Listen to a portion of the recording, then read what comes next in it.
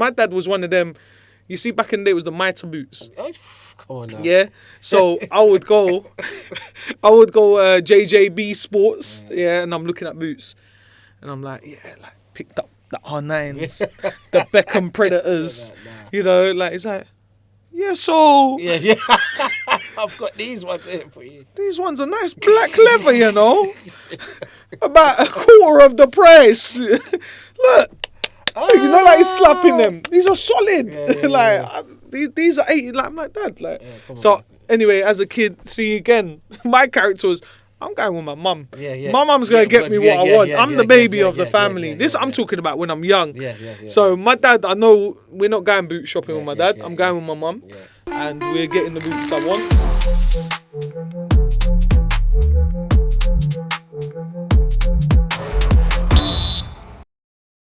Yes, guys, welcome to episode 4 of Subbed Off Early. I'm already starting to lose count. 4 already, you know. Number 4, yes. As you can see, we've got a little neon sign. We've leveled up. Move this out of the way.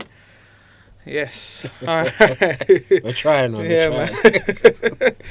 Yeah, man. So today's the one that obviously International Week. Do you want to go over the international games a little bit? No. England won, Turkey won, okay. Ghana won. I think Ghana won, 5-0 as well. All right, cool. I think everyone's on course to make the World Cup. Yes, yeah, so it's good. It'll be interesting. Yeah, man. I watched a bit of Turkey's game yesterday. Not all of it, because international football, these qualifiers and stuff, not really interested. I'll be honest with you. Everyone's just waiting for the World Cup. So yeah. Well, kind of is what it is, man. Yeah, man. How's your week been? Anything you want to go over quickly? Shout out to all my teams that done well this weekend, which is everyone actually. All your grassroots teams. Yeah, everyone's competitive. Anyone don't know, Parks Academy FC, it's my grassroots team. I'm the founder. We got age groups from under 7s to under 16s. Yep. Play every Sunday, train during the week. Local club in Enfield, been running for about 10 years now. Just all good. But today, obviously, you know those long days, Tez. Yes. You're out there from 8. You ain't getting back home to about, 3:34? Yeah. You phoned me earlier and you heard my tone. Oh, man, you was knackered, man. I was finished today. You was shattered, man. I was saying, like, off the mic as well, I was saying today was the first day where I've got up and I felt the cold putting up the nets in Albany Park, and I was just like, my hands are freezing. I need to start getting some gloves. It's glove season now. Yeah, it's glove season. It's hard for a coach, man. Yeah. The sun was out today as well, but it was glove season. Yeah, but you know what? It warmed up. During the day. When the sun was on you, it wasn't hot. When the sun was on you, it was all right. But yeah, it was getting a bit cold. But yeah, man. How'd you guys get on? We done all right. It was a bit of a light day. First off, you got to tell the audience what club. Yeah, so Limitless Football Academy, based in Enfield. We've been running for about 7 years now. Yeah, so founder started it 7 years ago with one team. We've we got under 11s up to under 16s as well now. I tend not to do many of the younger ages. We got development sessions. You've seen them anyway. We kind of get kids ready, and then when they're ready, we'll start putting them into teams. Really, from under 9s, under 10s, we get a couple that play up. But yeah, man, that's what we live, breathe, and sleep about every week, every day, and it gets to match day. It's just back-to-back matches, and then it's just this might have kicked off at this match with another opponent. Not us, not our teams. They're disciplined, so not our teams, but other teams who might have kicked off with. I'm getting a call from a coach in between the games. Yeah. Sundays are crazy, man. So this is why I love it though, because you just never know what's gonna happen. You think they're gonna have a nice smooth day, and then one person can just ruin the whole day for you. Whole thing. But we're going to get into it. Thank you for your questions as well. We'll get onto a couple of them as well. But, guys, some of the questions are for, like, other podcast episodes and stuff like that. We'll get to them. We'll get round to them. Yeah, we'll get round to everyone. I've got a list of questions, and I appreciate everyone that commented. But, yeah, George, just quickly, let's get into just a brief little summary. How did you start coaching and stuff like that? or get into coaching? So, went to college, local college around here. Well established one, Enfield College. Everyone knows it around here. Yeah. Just doing some modules, and then one of the modules, they brought in primary school kids. So we each had to have our own group of primary school kids. Okay. And play a certain sport. What was you studying under college? BTEC sport. Okay. All right. Yeah. So once that happened, I had my group. Obviously, I was hella nervous. Yeah. I had my group. I think 7 or 8 kids. And my sport was hockey. Can you imagine that? Hockey. Yeah. So doing that, had a hockey game, yada, yada, yada. And then we finished that, went to the classroom. Long story short, the teacher said, did anyone see how the kids reacted to George? I was like, oh my days, what have I done wrong now, man? Like, jeez, man, just let me pass this course. Yeah. She was like, you see when they scored their goal when they were playing hockey, you see how everyone ran back to George to celebrate with him? That's the reaction you want out of kids when you're coaching. Yeah. That's when it was done for me. That's when I said, I'm getting into coaching straight away. So from there, from college, they recommended if I wanted to do proper coaching, go abroad. Went abroad, did some years coaching abroad, which changed my life. Where'd you go? And then US. Oh, America, yeah? Yeah, so full-time coaching there.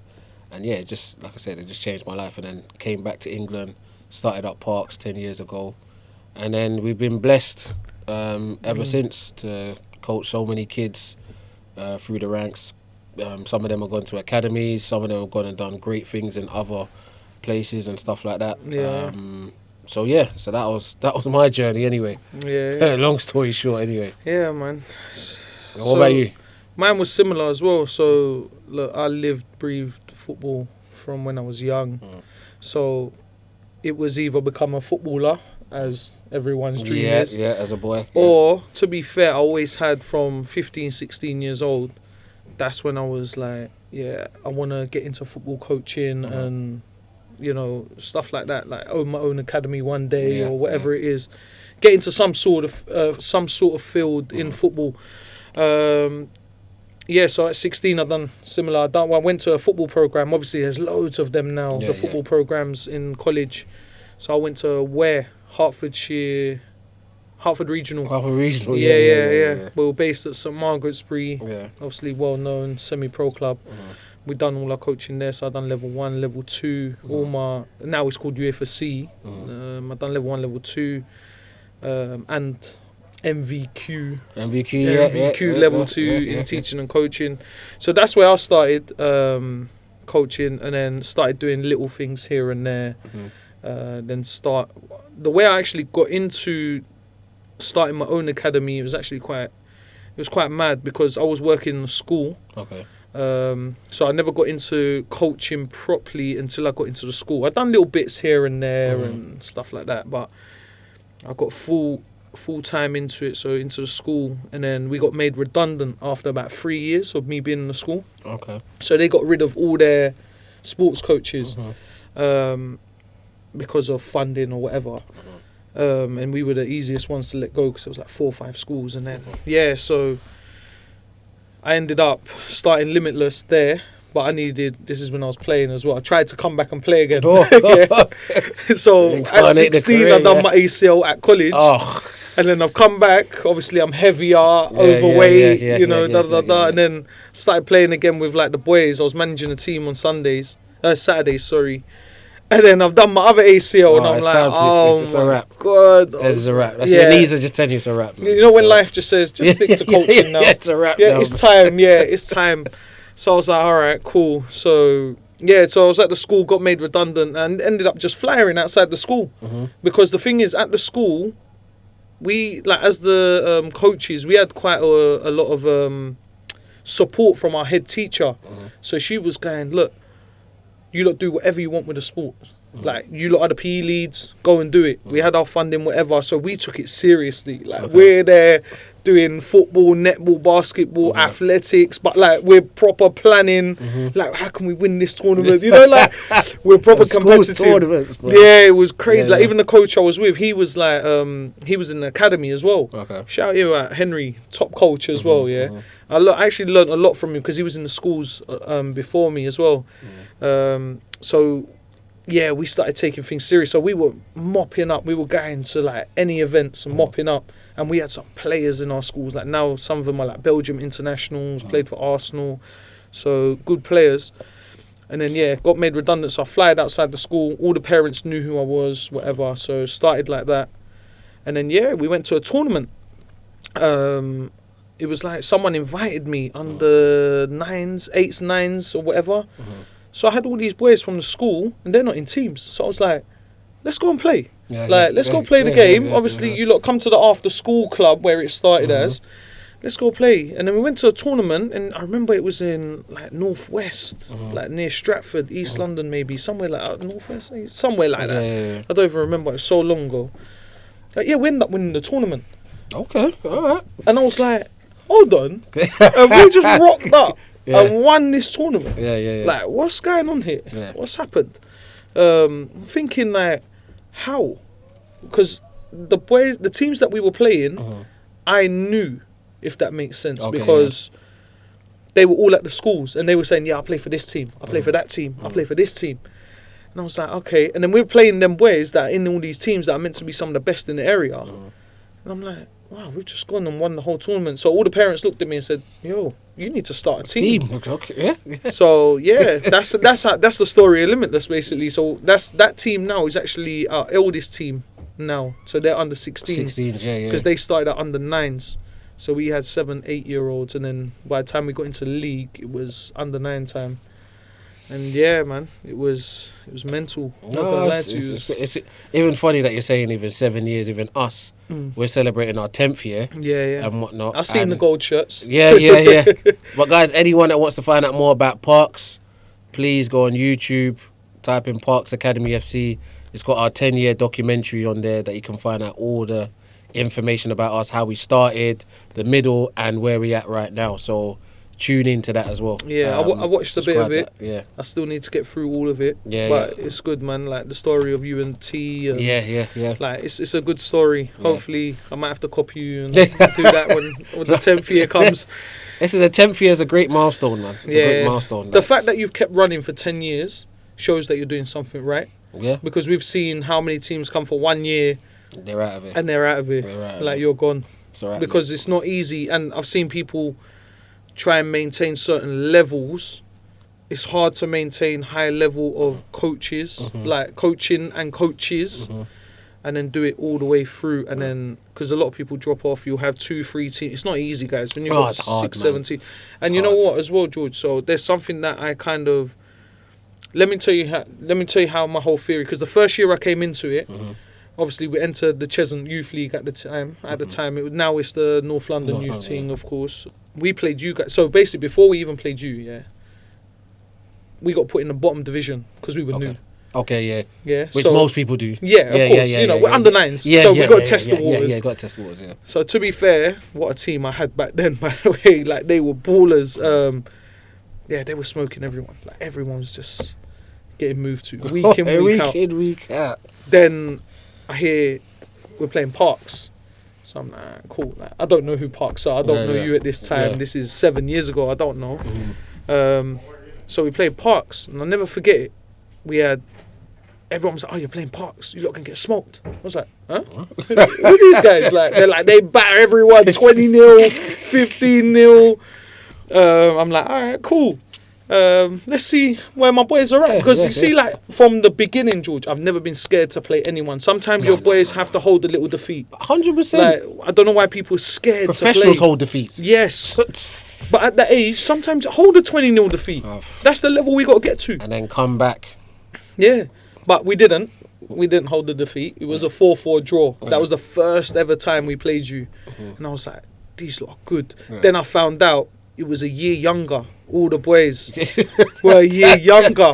And you was playing them up. And I was like, what? I was like, dude, their main boys are going to be decent and even better than these guys. And them lot were good. No, they were. I know what age group you're talking about. You know what I'm talking about. Because we don't really put age groups up until they really show us a proper level. Yeah, a proper level where you can't deny them going up. I don't just put age groups up just to go up. Like, it's just you got to show it. Like you got really earn be it. dominating. Yeah, but I know what age group you're talking about. Yeah. They would be under 15s now. Yeah, they'll be under. Yeah, they're all decent. Yeah. They're all decent. Because I'll never forget. There were certain players that are just always stuck in my mind, and I've seen them grow up. And this is the thing.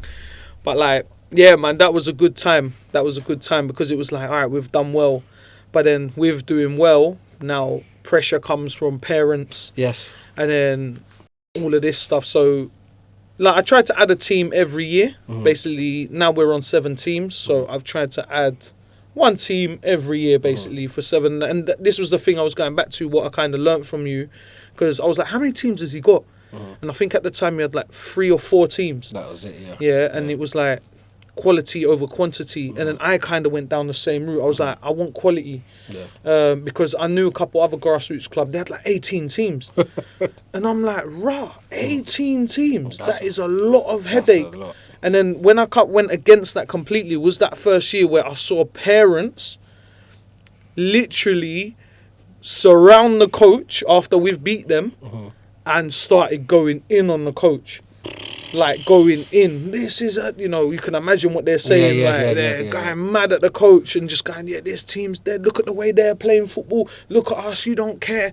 And I was just like, I don't want that problem. I'd rather just have quality players or players that I can work with to a certain degree. Yeah. I say quality players, but at them ages, it's more about kids that listen and that want to work hard. Yeah. There's a certain potential. Yes. Certain level of potential. I wouldn't even say quality players because you know how everyone's going to slice and dice that, you just want all the best players to make you look like a good coach or whatever. No, it's a certain level. It's a certain level of potential. That's what I like to call it. Because you have to, like, people think even when you're dealing with good quality players, it's easy. They look at you and just kind of like, well, I'm good.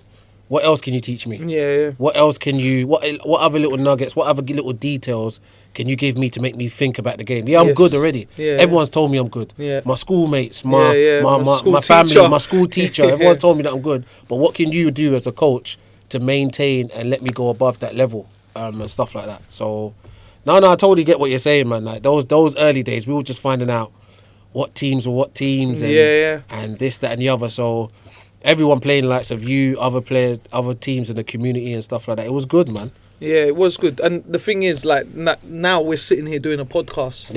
Yeah. Like, but the thing is, I've always got on with you guys. Yeah. Like, you, T, Jaden. Like, I've always got on with everyone. But imagine when I first come in, like, it's mad political. The grassroots section. So I had people going to me, don't trust them guys over at Parks.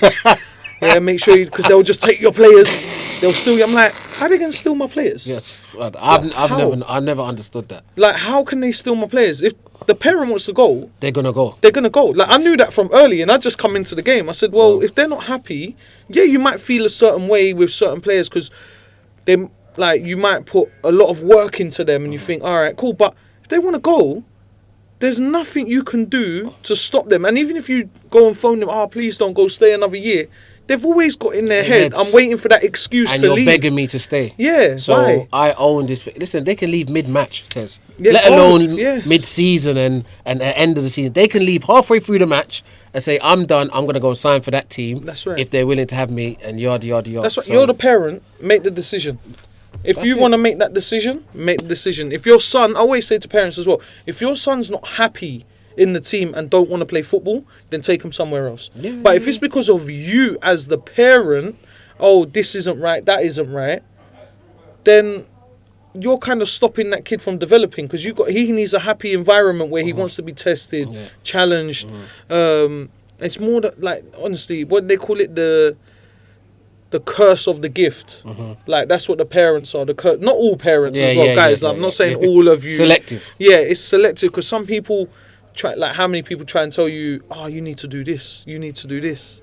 Yeah, I'm not really one to listen to all that stuff because I don't come to people's jobs and tell them you need to do this, you need to do that. It's our jobs at the end of the day. So if you trust us, and that's the biggest thing is trust. If the trust is not there, like with me, Tez, anyone, obviously people well known for our club and whatnot. Like, listen, if you're not happy, you want to leave.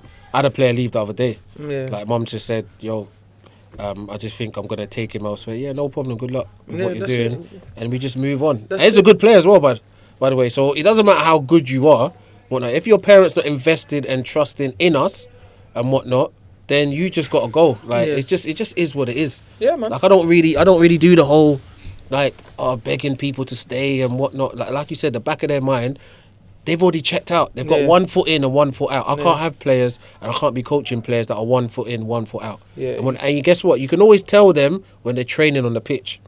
You can always, they can't hide it. See these kids, they can't hide it. When they hear too much information from parents and this and that about thinking of leaving and this, you can tell by their attitude. You can tell what they're being spoken to and stuff like that on the pitch. But listen, it comes with the territory. That's just what it is. That's it. It comes with the territory. And what I'm saying is, coaches, if you're still taking it personally, don't. No. You know what I mean? No. Because like some coaches take it so personal, like, they left me, and like, guys, sometimes they need to go, like for the better of your club, the better of the child, the better of the parent. Because having negativity around the place doesn't help. Like the whole environment, because that kid could be spreading just like a virus around to everyone else, and then getting everyone else, or the parent could be doing it, or whatever it is. Like, just enjoy your football, guys. At the end of the day, you know what it is. It's even even people just don't know that even the likes of players that have played for me now play for you. Players that have played for you play for me. Yeah. It's just there's no animosity between both of us. It's just always we give each other a phone call. You stole my players. Yeah. Hey, Tez, it's funny Tez is saying that, yeah. Go look at his roster, yeah, and come and look at my roster and see how many of my players play for his team down the years and whatnot. But there's no animosity there. It's just, guys, this is what the parent feels is best for the kid. Remember, Limitless is not for everyone. Parks is not for everyone. Clubs are not for everyone. That's why we have different clubs. Do you got what I'm saying? Different ethos, different mentalities, different. It's not for everyone. Like it's not. That means if that was the case, everyone would just be at one club. With no competition. Exactly. So everyone's different. It's good though. Different. Like I've seen over the years, like especially when I first come in, there was certain clubs. I like to call us lot, because I know I came in about 3 years after your club, but we were like the new breed, and you could see the old school coaches and stuff. Yeah, the old school coaches hated us. I'm telling you now, Tez. Like people don't know the background things that the likes of me and T had to go through and whatnot. Just even at first, guys were telling us, "Oh, come to the league." Then when we came to the league, the way guys were trying to get us out the league, as in like, yo, Parks are doing this, Parks are doing that, Parks are doing. But the real football guys that were in the building, they were telling the league like, no, the Parks ain't doing nothing. Like this is a good team. This is a good team. People you just need to get on with it. They're just winning. Like people just don't like people that are winning. I remember there was a stage you lot were mopping up. Listen. You lot were mopping up every age group you had. Obviously, I only had one at the time. But you lot were on a mad one. Who won the final? Parks. Who won the league? Parks. It's just like, what's going on with this Parks team? And then the thing about it, even Tez, when we're winning all these competitions and tournaments and all that sort of stuff, we keep our kids humble. We keep their feet on the ground. We keep them, do you know what I'm saying? Because guess what, guys? Just the same way you came on the scene, there'll be other players and teams that will also come on the scene. We've seen and you got to be ready for the challenge. That's just what you got to be competitive. Even if you watch our documentary, like our chairman of the club, Torian, he says it a lot. Like, we just want our club, our teams to be competitive. That's it. That's what we want them to be. Win, lose or draw. The main thing is that they're competitive. We go out of that game and say, you know what, we played Parks. They're a competitive team. They gave us a game today. And whatnot. We may lose. That's the law. That's gonna happen. It's gonna happen. So even when we were cleaning up at the early stages and stuff like that, I wasn't in my own bubble or thinking that, oh guys, listen, this is just going to be it for life. We're just going to we're going to win everything. Nah, there's going to be no challenges. Listen, there's been heartaches in cup finals, in semi-finals, and in county cup finals, and all that sort of stuff. Semi-finals. So listen, it comes with the territory, man. You just got to have a balance for everything. Like, don't get too high, don't get too low. Yeah, exactly. Like, just have a balance for everything. So I think that's the important part there, the balance. Because when you're on a high, it's so funny, like going back to the parents, when you're on a high, the parents like, this coach is the best. And then as soon as that coach has a couple bad games, or not the coach, by the way, the players not responding, or, they have off days, it happens. But then it's the coach. Tez, you need to be there. Yeah. Like, you need to go and support the team. I'm like, days. what do you mean? Like, they've lost 2 games. They've won 9. Yeah. Like, but they've lost 2. Yeah, but it's going downhill. And it's Yeah, like, guys, come on. Listen, You I know always what I say, Tez, you're always the greatest coach until you're not. Yeah. It's as simple as that. When you're winning, it's this, it's that. George, you're great. You're this, you're that. When you start losing, or certain parents or certain kids don't like certain rules or regulations or certain decisions you've made and whatnot, now you're the worst coach ever. Now you're this, now you're that. It comes with the territory, so that's why you don't take it personal and whatnot. You just got to have that balance. Don't take it personal. It's not that It's deep. not personal, yeah. I mean, at the end of the day, George, I mean, like, people like us, right, we take coaching so serious. Oh, yeah. Like, we take it serious. Like, we're passionate. We take it That's my job. serious. Yeah. It's my job. It's my full-time job, coaching. Like, yeah. So basically, yeah. that's my job. So for me, I'm after a Sunday, whether we win or we lose, I'm going home and I'm just going through everything. Again, I'm going through everything. What rewatching the substitution VOs if you've done VOs, it. all of that sort of stuff. Parents, obviously, they're great certain times when you don't have the VO. They've got their own camera system. Yes, yeah. They give you footage to look back on. You just assess, should have done that? Should we have done that? Then I'm assessing my coaches. Yeah. What they could have done better. Yes, and stuff like that. And all that sort of stuff. So there's a lot that goes into it. It's not just turn up on a Sunday and just, guys, go and do what you want to do. There's a lot of preparation that goes on during the week. And then Sunday, you kind of just want it to come out, which it never comes out perfect. It will never come out perfect. No, never. There might be an odd moment. Yeah. Where you're like, oh my God, yeah, that's perfect. Do that again. Yeah, like even your kid today that scored that goal. Oh, The yeah. overhead I was kick. saying, guys, hey, and the thing is, I think Dad watches this as well, yeah. But, yeah, Kaylan's bicycle kick today, it might have been one of the best goals I've ever seen at Grassroots. I don't know, I went mad. I was walking over from my other game, and I'm watching, I'm standing there with a couple of my coaches and a couple of parents, watching the game. I just see, I was like, you know, like it kind of happened in slow motion. Yeah. Like you're looking, it's like, is he lining this up for an overhead kick? Yeah. And then he's done it, and he's just hit it, and I was just like, oh my God, what a goal. Yeah. But even like kids like that, he come from development.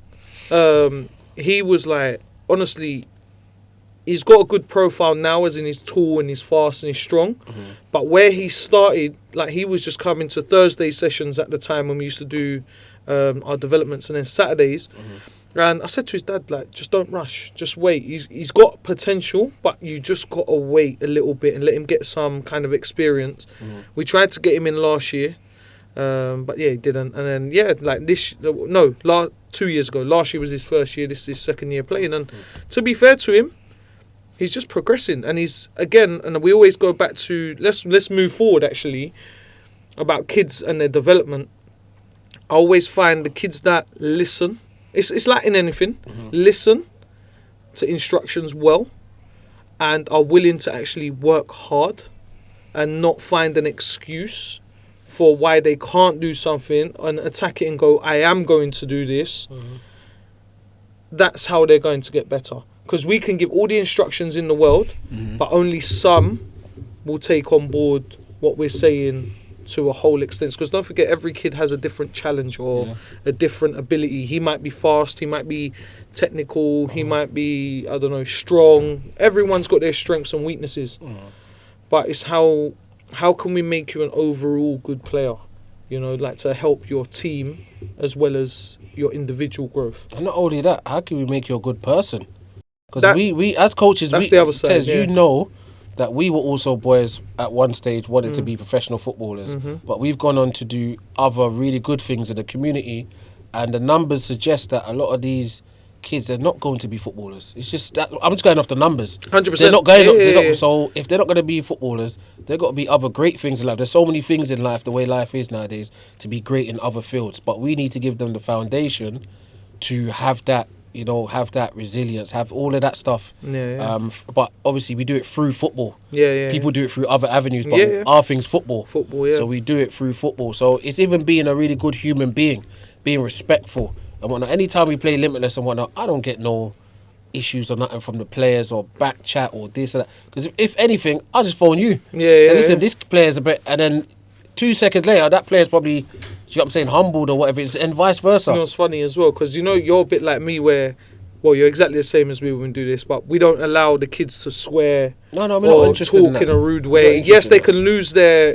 cool sometimes, and they might do it. But do you remember that match we were playing with? They're all under 16s now, but one of your players gave away a penalty, swore, and he was like, "Get off the pitch!" Yeah. He had to come Like off. 10 seconds later, one of my players swears at the ref or something. I'm like, get off the pitch, Get man. off the pitch, man. Like, stop representing And yourself. by the way, like they're that good as well. players. Good players. They're good players that You would have never made know a who's difference. watching, yeah. That would have made a difference in the match, but we can't have that going on. It's not happening. It's not happening. Guys, be competitive. Do what you're doing. But certain things, once you cross that, I need to teach you as a human being that there's consequences to things. Do you get what I'm saying? So 100%. that's just how it is and whatnot. And fair play to those two players as well. That when they came off the pitch, when we had a chat with them, they were cool. They understood exactly why we brought them off and whatnot. And that's the discipline and the respect that we've probably earned with them growing up and stuff like that. Like, coach, I know you're not going to take me off just to take me off or embarrass me or whatever it is. I did cross the line. And I get it and cool. Like, let's just move on. And then we move on. That's it. We do that. The discipline side of things, the respect side of things, like you've seen some of the players I've worked with over the years. Like, I've had the so-called riff-raff of the like the community. You know what I mean? But these boys, I see myself in them because we grew up in the same neighborhood, same areas, same friends. And I've seen them grow. And for us, it's like, can we change your life and teach you how to behave? Because even some of these kids, they ain't got no like sensible people to look up to, maybe no father figures. Some of them are blessed, they've got both parents in their lives or whatever. But for us as well, it's like we're their big brothers, their uncles, their coaches, their role models. They look up to us and go, all right, cool, I want to be a coach, or I want to present myself the way Tez or George presents themselves in them environments. Because it weren't easy for us growing up. No. Like, you know, so when I'm seeing these boys that we're working with, like, there was certain people, and I know he watches this show, and you know him well as well. I'm not going to say his name. Bit of a unit kid. I think you know who I'm talking about. Yeah, I know who you're talking about. But even just going back to like people like him, like the respect he had for me, he would never disrespect me, even though like he was feared amongst his peers and whatever. But even like certain things to, like, you know, my mum and dad love to come to the football games still on Sundays or whatever. Like, you know, they obviously my whole family lives and breathes football, so they'll come on Sundays. So they'll see like, not just him, but a lot of the boys, they'll see them carrying equipment or carrying bits or bags or whatever. They'll be like, nah, auntie, uncle, I've got this, you know what I mean? So for us, it's always like that community as well. Like, just to be around for them, because I got certain parents that ring me up, like, where is he? Not answering my phone call. But if I ring, they pick up. I'll be like, where are you? Like, I'm coming to pick you up, like, go home. And then we, like, this is where the role model and just like you said, just teaching them to become good human beings, because it's so easy to go down a different road as well. Like you said earlier, the numbers to become a footballer is slim. What is it, like 0.01%? That's for the talented ones. Yeah. It's like the talent was. But even going back to your point in terms of the person that we were speaking about, remember not too long ago, obviously we know the area that we're in. You get what I'm saying? Everyone knows the area that we're in, predominantly Enfield. You know, things go down over here in terms of the youth and crime and whatever it is. So when you got guys like me and Tez around, like, remember the other day where someone came down and their phone got stolen. See, their phone got stolen, and then me and Tez, because we know around about the kids in the community and they know us, we just went looking for those people. Not looking for them to cause no harm, but just going to look for them and say, listen, man, this is a kid that wants to play football. He's coming to training.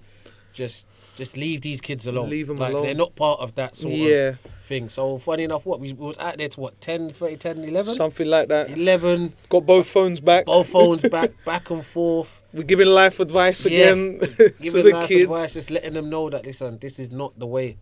Like, this is not the way for a couple £100. So it's more than just football. Obviously, look, we're going to get onto a bit more of that football stuff as well. But for us, it's more than just football. It's about the society that we're living in and creating good people, And this is why I like to get on with a lot of coaches as well. Like, even, you know, I don't know. I mean, most of you won't know, or some of you will know, but we had a player pass from a tragic accident a few years ago. And again, going back to, you see when people were like, oh, I don't trust them Parks guys and da. You lot were the first people to reach out to me. And like, we weren't even close like that, but touring and that, and then you lot set up like a little tournament for, there was a like prize that we can give to the family. They were like, whether you win it or not, we're donating this money. It's not about the money, it's about the thought. It doesn't matter, you know, to help for the funeral costs. And like, the parents were so grateful that we were just helping as much as we can. Like, we try and give back as much as we can. But obviously, look, we have our own lives, and sometimes I'm out and I've been through some incidents where I've got to go from where I am to go pick up a player and take him home. Take him home. Because if you don't make that journey, he may not get home. Exactly. So, you know, so hopefully, like, you know, these kids understand that, you know, if we're with you, we're really with you. Yeah. You know what I mean? Like, we're there. Whenever you need, like, there's certain players now, especially my older lot, like, they're like under 18s now. It's crazy to think that they were such a talented group. Like, 4 players from that group got signed, playing still scholarships, academies now, and, or, you know, they're at higher levels. But like, even them lot now, they're like, Tez, it's nothing like the days we had with you. Like, it was. But we remember, Tez, I don't know if you do. Yeah. I remember my grassroots days. 100. I still got my grassroots trophies. Yeah, same. That top goal scorer. Listen, in 1996. 97. I don't know saying our age and that, but 1996 we were doing stuff, Things were going down. But, so even those times. You know them ones. I would have made it pro, but my ACL when I had a knee injury. Listen, we weren't good enough. Simple as that. Yeah, we weren't good enough. The body weren't good enough. It didn't hold that discipline. We just wanted to be cool. But you know what? This is actually a good way to get on to the next bit here. So scouting wise, like, there was a few people in the comments as well that asked. I'll get on to like the questions a bit later, but like, you know, the opportunities that we had back then compared to now, it was non-existent. No, it's night and day. With social media and all that stuff, it's night and day. Man. But even just like, so hold tight, Joe, crazy Scotsman, my grassroots coach. Okay, One of the best coaches, not just like, just as a person, again, that community vibe, right? But that was my coach, proper old school coach. Like, we used to call him the crazy Scotsman because he used to shout and da. And that's probably where I get some of my coaching from, because you know me, I'm active on the sideline. I'm going mad on my players. I don't go mad on other coaches or their players or referee. I don't do all that. But my players, I'm trying to push them to the limit. But yeah, so now you look at like coaches. You're a coach. I'm a coach. You're a scout for a Cat 1 club. I'm a scout for a Cat 1 club. And it's like, there's so many scouts and opportunities. And sometimes this is where it annoys me, because I'm like, you lot don't understand what I would have done back then to play in front of a Cat 1 scout. Like, we had like Charlton at the time. They were Premier League. And they come to a game and everyone was just like, Charlton's here. Now it's just like, it's normal. Like, well, if anything, why is there not a scout at the game now? Now these kids are thinking, how come there's no scouts at the game? What? Yeah. No, I'm leaving this team. I'm going to another team where scouts come. Scouts come. What? Like, it's just a, you know, it's just night and day nowadays. Like, but for me, and I hate sounding like, you know, you sound like the old guy from back in the day. But guys, we're just going off our experiences. Even when there's a scout, even when you said a Charlton scout turns up, even when there's a scout, we still played the way we would normally play when there's not a scout there. That's the difference now. That's why when there's scouts at my team's games, I won't never tell the players who's coming. The scouts phone me and everything, and they just tell me, I want to come and watch this age group. Yeah, come and watch them. This is the time of the game. But I never, ever, ever tell any of the parents, and I don't tell any of the players, because the problem is with nowadays, they won't play their normal game, or they will try and raise it up a level because the scouts there. But that's not your day to day. And you're gonna get found out when you do go in there, and they find out what you're like day to day. So I just let them play, so they see what they're like in a normal, like how they are. But and that's what it should be, though. Your normal ability should be presented every single week, whether there's a scout there or not, because you don't know. Sometimes, you know, like, all right, you get the obvious scouts that come in full uniform, they stand there, everyone clocks them. But then there's like sometimes the head of recruitments are there, and they're just in normal clothing. Yeah. They're just looking like an uncle, a parent, you know, like just chilling. They might even just look like someone in the park that's just gone past and just having a little watch. And I always say to them, that's why, again, it goes back to his discipline, because if you behave a certain way during the game, that person might see. And they'll be like, well, we don't want that. Yeah. That's not the mentality. Because, again, we'll get onto this, but mentality is like one of the key things. We'll get onto that. Like, in the scouting stuff. So, do you want to say who you work for, or who you've worked for? Yeah, I've worked alongside Arsenal. I'm currently working alongside Spurs at the moment. So yeah, just quite North London. Yeah, so me was South London. Yeah, I started at Crystal Palace. I did that for about a year and a half as a scout, and then now obviously I'm at West Ham. This is my 3rd year at West Ham now. So that's our background as well.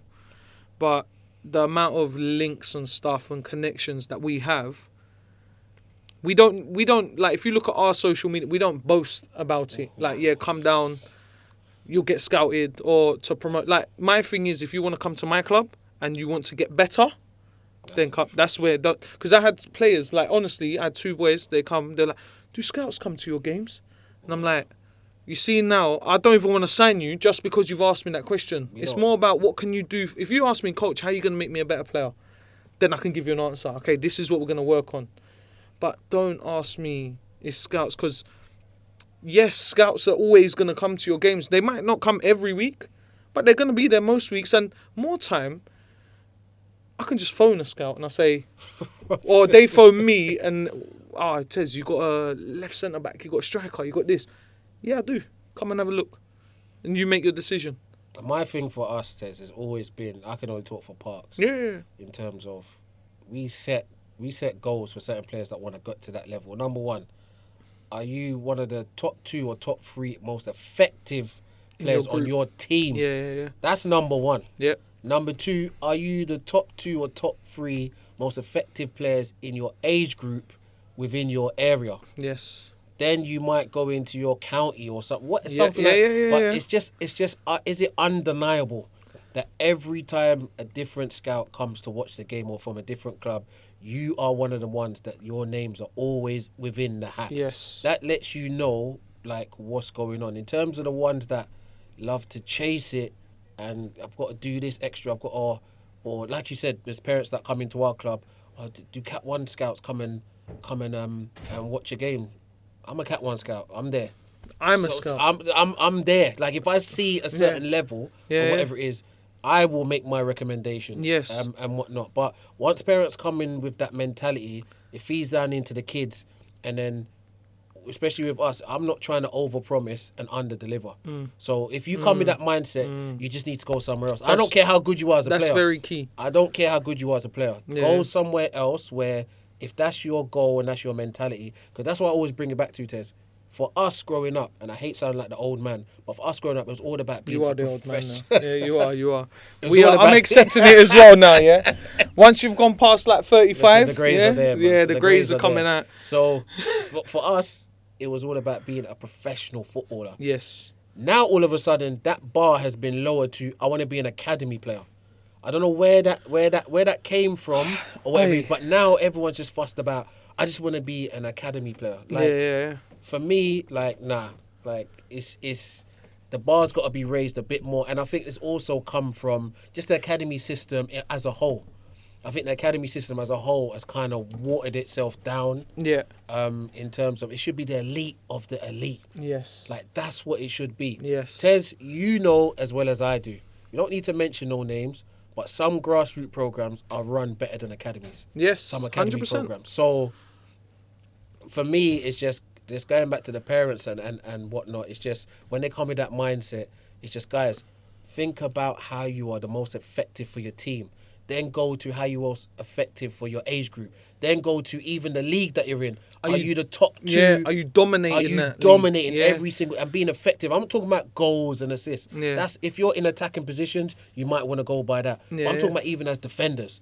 Like, how do you communicate with your defender? How are you a leader on the pitch? So different positions require different attributes. I don't think, especially this generation, I should say. So these kids growing up now. For me, what's lacking is the character on the pitch, the mentality, and this isn't every single player. No. Because like, what happens is there's talented players and there's characters, but it's hard for them to kind of have both, where you're talented and you have character, and these are gonna be the elite players and how you're gonna push. Yeah. Because if you've got the talent, you're not just relying on your talent; it's your character. And your speaking and understanding of the game, and it just shows like. So as a scout, right, when I go and watch players, I'm looking at, okay, can he play ball? Okay, cool. You can see he's talented, he's skillful, he's got pace, whatever. What's he like off the ball? What's his mentality around his players? Are the players looking for him to get them out of trouble? Is he hiding away when they're in trouble? Is he going against the weak player all the time? Because this is the thing as well. Sometimes you get scouted. You might be the best on your team. You might be. But when you step up a level, you're nowhere near that level. Yeah. And this is where a lot of people get confused as well. And it's not just, and I've seen like, I've worked with many scouts, so I'm not like referring to one person or two people, but they were like, yeah, he's a really good player. And I watch him like, yeah, he's all right, but don't forget he's playing in Division 4. And he's rinsing. Like, yeah, it's cool. Yeah, Division 4. Like, you're in Division 4 and it's cool, but is he, like, are you seeing the traits for him to go out and play against that next level? The elite of the elite. Because, again, going back to what you said, why are you trying to become an academy player? You want to become a pro. Yeah. And have a career. And have that career. Because guess what? Many of you are not going to have that career. And then you got to look at the non-league journey, where a lot of people turn like a nose up. Like, you put your nose up and go, oh, nah, I don't want semi-pro. Like, why? Semi-pro players, some of them are earning a lot of money. There's a lot of investment there. Yeah. But again, what's semi-pro football? Hard work, discipline, like organisation, characters, especially in them sort of levels. Not everyone's going to be a Yamal. Yeah. Not everyone's going to be, I don't know, a Wanyeri or a Saka or whoever these guys are. Not everyone's going to do it, guys. There's millions and millions of kids that want to play football at a professional level. And what I find out now, more of academy football, and I'm talking about the academies, I'm talking about just in general, people that want to get to academies. I'm starting to see that being an academy player, it's less of a stepping stone, which it should be, to get to the ultimate goal, and it's more of a fashion statement now. To have it on your Instagram bio. I'm an academy player. Yeah. That used to hold weight. Yeah. Nowadays, I'm going to academy tournaments where we've been lucky enough by certain academies to invite us to go and play against academies. Yeah. And whatnot. And the talent difference is not there. Like, it's not a big thing, but it goes back to our point, which we're probably going to go into, the mentality of a lot of academy players are beyond the top grassroots players. See, the top grassroots players, they've reached that threshold where now when they step up, they don't have that mentality to cope with people that are just as talented but got a stronger mind than them, or are less talented but have a stronger mind than them. And my saying is always, even at parks or anywhere I've been, players need to build themselves from the head down and not the feet up. Yes. You can have all the pretty boots, the colours, the shin socks, the shin guards, whatever you want to call them nowadays. That's not going to make you into a player. It's your mindset. You could have the most crooked boots ever and whatnot, but if your mindset is there, you have a chance. Yeah, 100%. And whatnot. And I think, once again, it goes back to my thing about fashion. You see, when we was growing up, I used to wear the R9s. Yeah, everyone remembers the R9 boots. Elite. But when I put them R9s on, I need to act like R9. Yeah. What I see on TV. Yes. What I see I'm on... doing them 17 I step overs. like, people are looking at it. It's like back in the day when we used to put white boots on. Yeah. When you put white boots on and you turn up to a match, everyone's pointing to that player. That's the player to watch out for. Yeah. Because if he has the audacity to put on white boots, he must be a baller. You have to be. And so when I used to put on the R9s, the Predators as well back in the day, listen, you need to... Like, those boots used to fill us with, like, we are that player. Confidence, Nowadays, it's just like... It's the norm. Listen, you have certain kids with certain boots. You ask them the story behind the boot, they can't tell you. No, they don't know. Hey, Messi boot. Yeah, why'd you wear... Messi's. Yeah, why'd you wear them boots? Oh, Do you even know whose signature boot that is? No, I don't know. But I'm just wearing them. So it's for me, football's and the academy things become more of a fashion statement than actually academy is a stepping stone to go somewhere else. That's just my view. Yeah. On that. There's a lot of because like you said that the grassroots to academy, it's not a massive jump. It's not. It's not. Like you said, mentality, guys. Please, like I need you. Like if there's players watching now, please, like because I do it all the time. You've seen me do it, guys. Talk on the pitch. It just shows me you're focused. Don't. Because that's why I scream and shout. Because when I go quiet, these guys don't have a clue on what to do. And I'm like, guys. And then that's why, there's certain players that come in, especially as they get older, or certain players develop that personality and they've always been that sort of leader. And I'm like, and I go to them on the pitch and I'm like, look, I don't want to shout. Yeah, I don't want to give no instruction. Can you do it? And then hopefully one or two more in that group start doing it and leading. Because again, that's you need to take responsibility in your team. And we try and teach them this at a young age. Like my under 11s today, they lost. We spoke about it earlier. They lost. But the character, and we were so proud of them just for their fight. Because they were down 3-0 at half-time. So we said, all right, cool. Can you go out and show us that you're going to take responsibility? You're not scared. They're the other team's bigger than you physically. Yeah, can we go? And then obviously there's one player that you've brought into your thing from... my team now. He's gone into, but again, what did they say about him straight away? Obviously, I put one of Tez's players at Spurs and whatnot, and I came to see the updates on him, and the coaches are telling me first thing they said, character. And you know what it is, and the reason why it stood out so much because it's not there no more. No, it's hardly there anymore. Especially with the young ones, the character's hardly there anymore. And then they started talking about his football. And how he did well in the match and stuff like that. But his character is the first thing. It will take you far, guys. If you can socialise and speak to people, it will take you far. Not only in football. Yeah, in life. Yeah, in life. There's one story. Oh, man, I'll never forget. We went up to... Where did we go up to? Norwich or somewhere like that, Southampton. We went to play against an academy team. And this was with my 16s last year. It was so funny. We've come back. So I'm with one of the dads who's he helps me out as well. He's an assistant. And then we've got two boys with us, two of the players. We've gone into Burger King.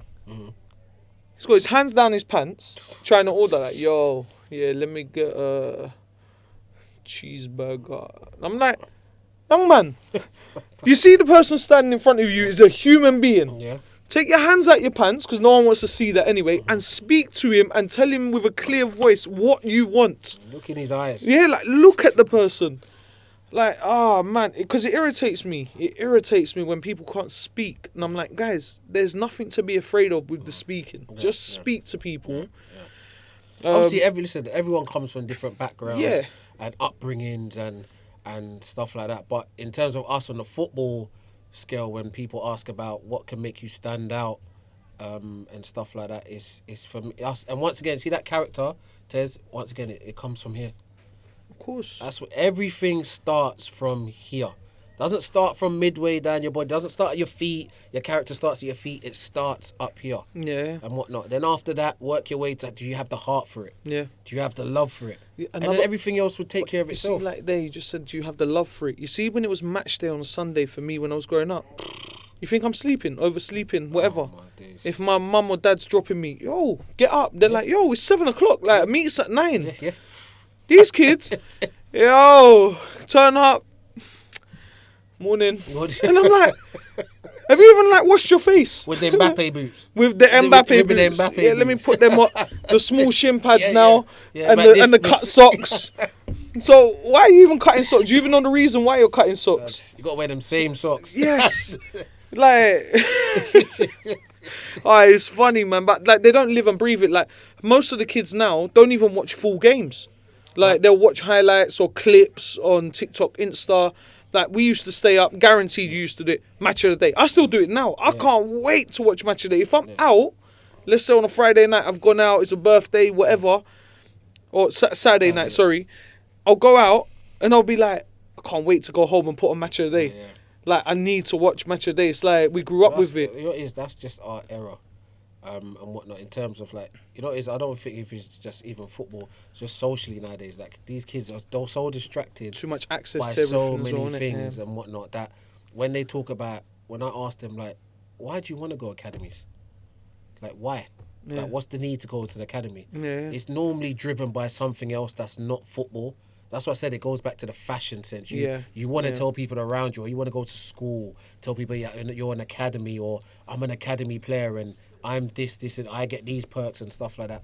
But for me, it's becoming more fashion than the stepping stone to get to the ultimate goal, which is being a professional footballer and having a career. Yeah, because the problem is as well, right? When they get there, let's say you're lucky enough to get to the academy first. Let's say you go in under 9, under 10, under 11. What's the goal? To be there as a pro or get your scholarship, because that's the next step. Get your scholar and then become a pro. You're seeing it nowadays anyway, where younger players are getting more first team opportunities. Now it's not about, he's 18, 19, needs to go out on loan. No, if you're good enough, you're playing now. Good enough, you're old enough. Yeah. So go and play. So when they get released, because of them being so comfortable and not pushing themselves, because don't forget the academies now, and some academies now, they probably get better education of football and experiences playing grassroots than at academies, because we've always been known, like at Limitless anyway, I speak for ourselves, the academies come for us at later ages, because they know that our players will be put through a lot, and if they see them performing, they go, all right, cool, we're bringing them in. And most of the time when they go in, they stay, because that's another thing, where you can go to certain clubs or whatever, they can push you into an academy, not academy, but to a trial or development. I guess what, you're not sticking. Yeah. Why are you not sticking? Because it's too early for you. You're not ready. Yeah. And then a lot of academies or scouting teams and development centres, that once they've seen you, it's very hard for you to kind of go back to that same academy, even though you might be really good. I've never really heard of, he went to a development centre, had a trial and come out, and then 2 years later, he's gone back in. Yeah. It's very difficult because they've already kind of made up their mind about you if it's the same team. And especially if you've been chasing it, by the way. Yes. If you've been chasing it, actively chasing it, and everyone knows what chasing means. Yeah. Like, you go to every showcase, you go to every invitation, you go to everything. So now everybody knows you from North London to South London. Yeah, I know him. I know him. He was playing last week in that showcase. Yeah. He was playing this week. Oh, is that the same kid? He was here 2 weeks ago. Yes. And all that kind of stuff. You're actually stopping yourself from progressing, because you're going into these places with... Look, showcase teams, cool. I worked with a couple showcase teams. That's no problem. That's all right. As in, we work together. Because a lot of these showcase guys are... It's a shady area where they try and claim players. It's like everything, some good, some bad. Yeah. Some good, some bad. Yeah. So, but the thing is, like, I want to get onto this quickly. No, I don't want to dwell on it too much. But there's showcase teams that approach my players. But I'm like, and then luckily I've got a good relationship with most of my players. Because I say, guys, anything football-wise, and I tell the parents as well, guys, if you're going to do something, just let me know and ask for my advice. Otherwise, we're not on the same wavelength. That means that you're just doing things sneakily behind my back. And I don't like things like that, because they might give you bad advice. I need to know who they are, what's their credentials, are we in line? Because most of these showcase guys, or even like one-to-one coaches, you can go and pay 60, 70, I'm hearing £100 an hour for one-to-one coaches. But they've never once turned up to your match to see you, how you play and what you need fixing. Do you know what I mean? Like, how are you paying someone? Say that for the guys at the back. You know what I mean, though? I done one-to-ones. Yeah. I promise you, I turned up to the person that I'm doing their one-to-one. I've turned up to the game 2 or 3 times and I've gone, okay, so this is what you're lacking. Here, we're going to work on this. Yeah. Or I'll speak to the coach as well and I'll say, what's he lacking? Because I can see this, and they'll be like, all right, you're right. Or also he needs this. But these guys are they're just taking these guys and just doing anything with them. And I always say to parents, be careful, do your research as well a little bit. Yeah. What are they going to offer you as a one-to-one coach? Because I saw someone doing a one-to-one session, I heard he was charging £80, And it's all just ball mastery. This is stuff you can do in your garden, guys. It's just all, like quick L turn, step over, Cruyff turn. Iniesta. Iniesta, Joe Cole, Zidane. Like, guys, it looks good. Yeah, he's mastered that in a small area. But guess what? When he's playing against a unit on Sunday who's strong and fast, it doesn't even have to be a unit. Yeah. A good player, you're not doing that on the pitch. And I think people need to also get the difference between when Tez says what he's saying, I'm kind of getting where you're coming from in terms of there are coaches that do their either small group sessions or one-to-ones or whatever. Yeah. And they've advertised what they do. Yes. Like, this is what I do. So it doesn't matter what type of player or what position you are. This is what I do. So if you come to me, this is what we're going to work on. Yes. That's different to these coaches that are just trying to spin you however they want to spin you in their version of how you should be without knowing what you actually need. Yes. That's the difference. And especially like young ages, like there's talented players at young ages. Yeah. Very talented. But they're already good at dribbling. But what else are you teaching them? Because they can already get past players without the whole ball mastery stuff. Yeah. Like, and I'm like, all right, yeah, it's all good. It looks good on the camera, but like, what are we learning here? Is there a progression to this? Is there? Yeah. Do we? It's just based. Sometimes, like, I think people skip the basics. Yeah. And they want to go straight to the hard stuff. It's like, guys, can you pass a ball from here to there? Like, let's say 10 yards, accurately punch it in along the floor every single time. Just do that for me first, 10 times. But even, Tez, even you saying that, I was told by a very good coach, there's only 3 things you got to master in football. Running, turning, and passing. Mm-hmm. If you don't believe me, I even told my players this, all my age groups. Running, turning, passing. If you don't believe me, go and watch a professional match. Someone's either running, turning, or passing. And this is the elite of the elite. You can do whatever step over they want if they need to, if they really want to be showboating like that. But look at those 3 things. So when you was talking about can you do the basics, these are the basics. Yes. But they just do them at such a high level. Mastered. They mastered the basics. That the extra stuff that comes, now they're looking at different level. So they've mastered the basics. Their mentality is correct. Yes. They're switched on their focus. Because you look at like Premier League, right? Everyone's dream is to play in the Premier League, especially these days, right? Because back in the day, our times, Italy, Spain, you know what I mean? Like, these were the places that everyone wanted to kind of play at. But now everyone wants to play in the Prem. Any small mistake in the Prem, you're getting punished. Because the level is so high. Like, people laugh at, like, Maguire or whatever. But if Maguire come to play with us, Maguire's level will be so high compared to us that he's on a different, like you said, the turning, the running, the mentality. These guys want to win. They need to make sure every pass is perfect. Even like you look at their touches. Like when they're warming up, like you see like people like Foden and Grealish or something, they're just doing 3-4 kick-ups, ping, 90 yards, and then it's like bang, touch, and they're still keeping it up. These are, I get it, they're pros and they're different level, but this is stuff like I saw Foden, Zlatan, Berbatov, kicking against a wall. On the floor, in the air, just working on different touches. Just working, just to master it. Because these are the things, guys. If you can master the basics, you're giving yourself a head start on everyone. While that person wants to do all the Iniestas and stuff and get a nutmeg and then lose the ball. Like, because what's a nutmeg when you're losing the ball? That don't impress me. I'm like, yo, what's coming next? I need an end product. Have you found your pass after that? Have you taken a shot? What? Not just finding a nutmeg or doing a little turn. It's I need the quality. The quality has to be there. And people, once again, this is for our audience as well and whatnot. Sorry, man, I'm getting a bit passionate. You know what I mean? Like, but that's what it is. So listen, it's what we're trying to say here. We know the coaches from the coaches. Yeah. That's what we're basically trying to say. And whatnot. There's some really quality one-to-one coaches. There is. I've recommended players to. They go there and I can see the difference. Like, they come back to our team sessions and I can see the difference. I can see, okay, you know what, you're looking a bit sharper there. You're putting the extra work here. You're doing this, you're doing it. Your mentality's kind of changing and whatever it is. And I get calls from certain one-to-one coaches to tell me that, listen, George, I'm not able to get down to games and stuff like that. I've got a lot of things. Yes, but Cool. what does he need? What does he need? Yes. Give me some sort of information. There's got to be... so I can take it back. There's got to be communication. Yes. And that's what I'm saying with showcases, whatever, you know, like, don't go, like, work together to achieve that child's dream. Because don't forget, we're all just a small part of their journey. Yeah. I might have had a kid from under 6 to under 9. They might have moved on, come to you. I was a part of that journey. Now it's your turn to take over. And even if, like how many times I phoned you, I said, George, I think this player's coming over to you. Or you say it to me, Tez, this boy might come over to you. All right, cool. What's he like?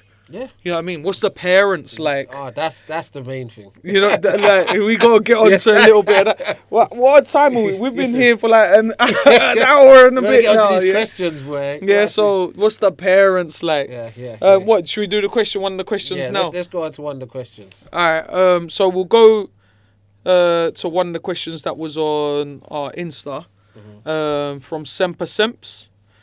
Shout out Leon, that's Leon. Leon. Oh, that's Leon. Shout out Leon. You know what, Leon? I appreciate you as well because he's watching the content, he's interacting as well, and I appreciate that, man. So he wrote, I'm not going to go into all of this, but because we were talking about parents, for the Grassroots podcast coming up next week, could you touch on advice for parents who has a child that plays and wants to make it as a professional? We kind of went through it a little bit, but we can touch a bit more on it. You want to go first or me? No, you go first. So advice for kids that want to make it as a professional. Parents that want their kids to Number one, parents, you have to know it's not your journey. That's number one. Like, it's not you. It's not you reliving your childhood on what you did or didn't do. Like, it's your kid's completely different to you. Obviously, he's going to have traits of their parents and stuff like that. Yeah. But you are helping their journey. You can't make their journey. You can't do their journey. You're just helping their journey. Now, once again, it goes back to our point for me in terms of start building your child from the head down and not the feet up. If they don't deserve the new boots, stop getting them new boots. Get them the Sondico £20 boots. No, you can get them nice boots, but what I'm saying is get them the £20 ones. That's your nice boots. Like, okay, cool, no problem. But not because the new Wolverines or the Predators or the new whatever's coming out, you're just getting them. Do you get what I mean? Yeah, because now it's they're not even earning it. They're not even. Do you get what I mean? And you're trying to get to the next level to earn it and whatnot. So it's just, for me, it's just little things. Yeah. Like, I even had a conversation with some of my parents a while back, and I just said we had we got the group together and whatnot, just saying, George, how? Because they were asking me, how can we get these boys better? They're really talented, but there's certain matches that we're not getting over the hurdle. And I said, it's mental. It's not anything to do with their skills. It's mental. So I just asked them a simple question. Guys, how many of these kids put out the bins each week? Little chores, man. Everyone's just looking at me like, nah. I put out. I said, this is the problem. How many of them wash their boots? But this is what I'm saying. So it's just little things like that at home. It's responsibility. Yes. So when they have responsibility at home, when they come on the pitch, they will feel, when we as coaches are giving them instructions to have that responsibility on the pitch, responsibility is normal to them because I have it at home. It's not, I don't do nothing at home. Then I'm coming here. Then my coach Tez or Coach George is telling me, fight for the ball, be hungry, go out there, be a leader, be a this. He's looking around like, I haven't had to do that the whole week. Yeah. So now all of a sudden on a Sunday or a training session with you, I'm now having to do that. So parents, advice for you is, once again, build them from the head down, not the feet up. Give them responsibilities at home. And if they don't follow those responsibilities, there should be consequences. Just like in a football match. If they don't do what me and Tez says to a certain standard, and whatnot, I'm talking about attitude-wise, they're not making mistakes on the pitch or misplaced You can make mistakes. But certain things that is hurting your team more than helping your team, the consequences, you're coming off. Yeah. That's the consequence. You are coming off. So at home, they got to have some sort of responsibility / consequences if they don't follow through. And this is what I'm trying to say. It builds the character, And this is what I'm trying, and that's what gets them over the hurdle when they hit that, like, it's a hard match or it's a battle, it's a this and that. They always revert to their mind. Yeah. They don't revert to their feet because their feet's already there. Yeah. But if there's no mindset there, they can't revert to their feet. It never works. No. The people with the mindset will always get past them. Yes. So that would be my advice for parents that, trying to make it Just it's your kid's journey. Yeah. It's not yours. So build your kid. Don't build yourselves. Yes. Because what happens is that a lot of parents, when they get to the academy level, they forget that it's their kid's journey. They think it's theirs.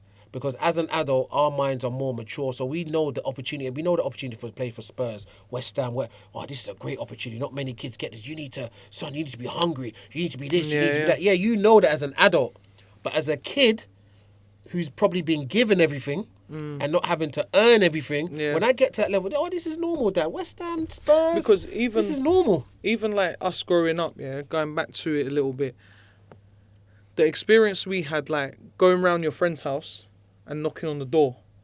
And I saw this was an Instagram. I saw an Insta or some comedy skit, but it was funny because I was like, oh my God, like it's mad that these kids will never have to go around to their friend's house, knock on the door, and you got auntie come into the door and you're like 9, 10, 8 years old, and you're like, hi auntie, is George home?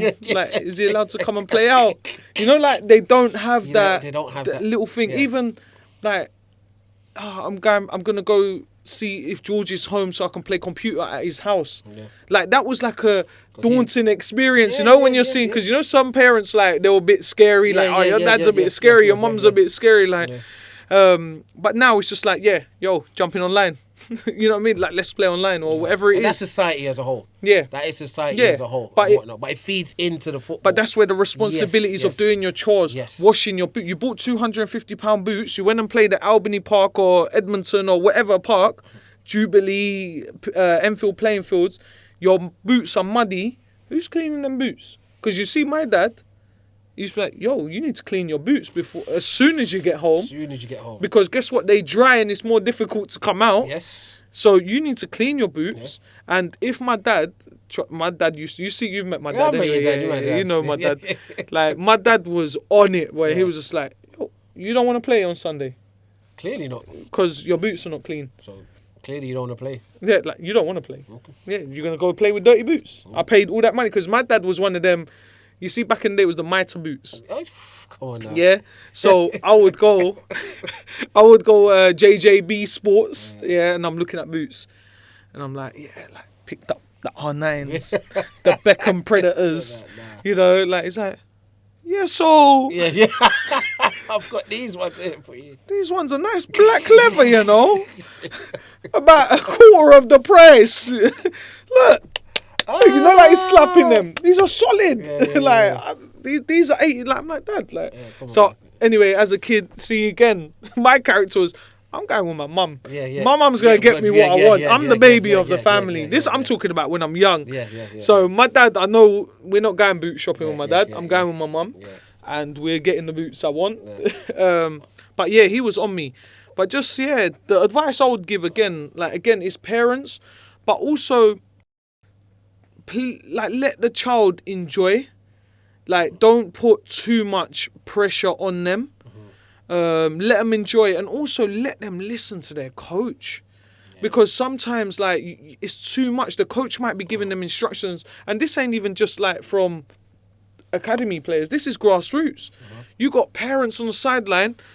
I've said to them, when you get the ball, head up, because you hear me, I hear you. We train on the same pitch. Head up, like, look around, and we don't just mean keep your head up. It means scan the pitch. Eyes up. Yeah, just look up.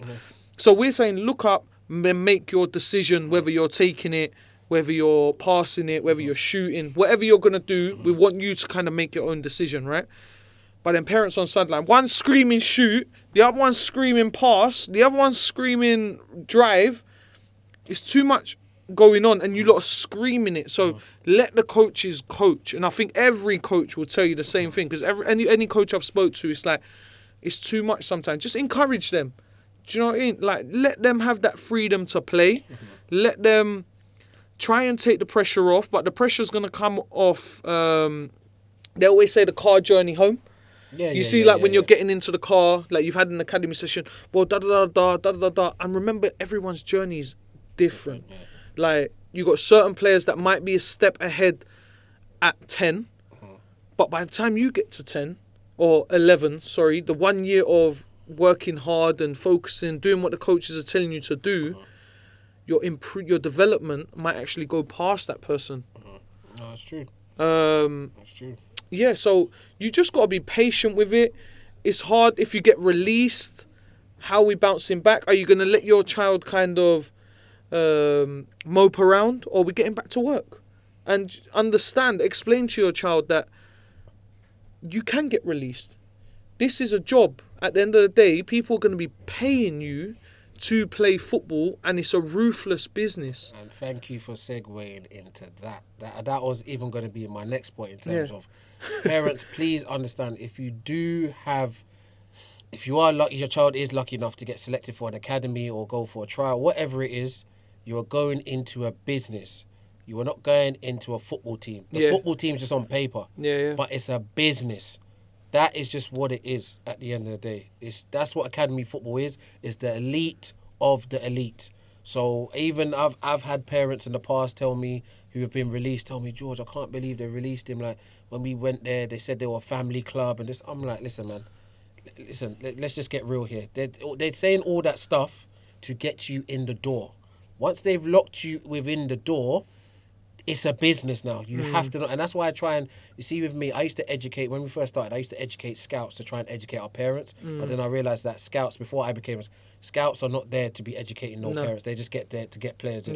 Cool, no problem. So that's when I started educating parents on, when you go through the doors, this is what you need to expect. This is how the child needs to act when they go see the coach and this and that. So just expect this. You might be the hottest thing since sliced bread 1 minute, and the next minute you're at the back of the queue.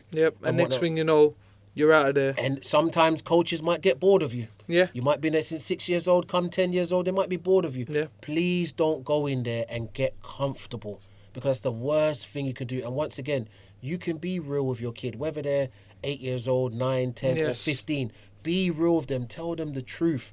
Son, you are here because of your talents, and you took on your trial, you done really good. But if you don't maintain that level and above, there's a chance that you may not be here. So you need to understand all this. We're going to Madrid, we're going to Italy, we're going to Portugal. Enjoy it. We're going to enjoy those fantastic moments, because they'll be with you for life. Any time. But they can, like you said, Tez, they can stop at any time.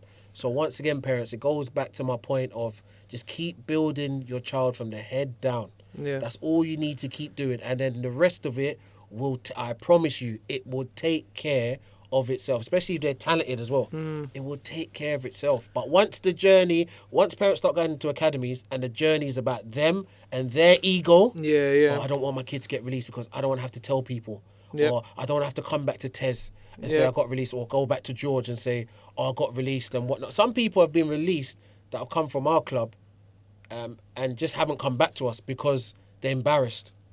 They're embarrassed to come back to say that I got released and I'm coming back to the same team to start again. But this is the thing, George, we touched on it a bit earlier, right? But we're here to help.